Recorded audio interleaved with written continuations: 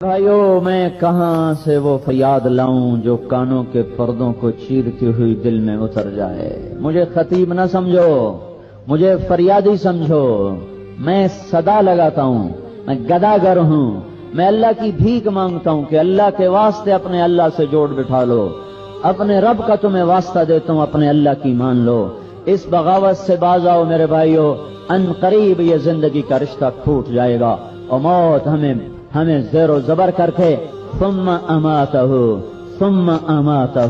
پھر وہ مجھے مارے گا، فاقبرہ پھر مجھے قبر میں ڈالے گا۔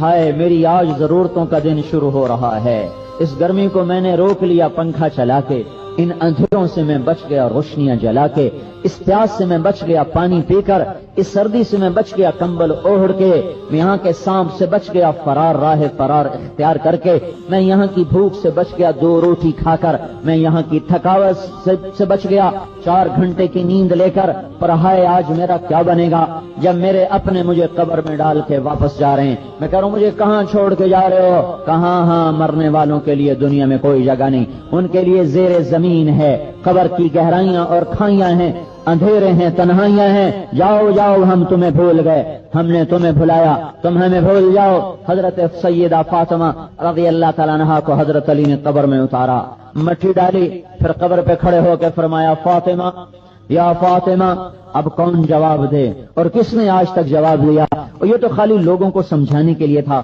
پھر ارشاد فرمایا مالی وقفت علی القبور مسلما قبر الحبیب فلا يرد جوابی۔ اے فاطمہ کیا ہوا؟ تو وہی ہے جو میری ایک پکار پہ لبیک کہا کرتی تھی، میرے اشاروں پہ تڑپ کے اٹھتی تھی، آج میری صدا بسہرا ہے، جواب کوئی نہیں، صدائے باز گشت ہے اور واپسی جواب کوئی نہیں۔ کیا ہوا؟ اے حبیب ما لک لا ترد جوابنا انسیت بعدی قلت الاحباب۔ کیا لوگ قبروں میں جا کے یاریاں بھول جاتے ہیں؟ کیا لوگ قبروں میں جا کے دوستیاں بھول جاتے ہیں؟ کیا قبروں میں جا کے رشتے ناطے ٹوٹ جاتے ہیں؟ میرے خیال میں ایسا ہی ہوتا ہے۔ لکل اجتماع من خلیلین فرقۃ وکل الذی قبل الممات قلیل۔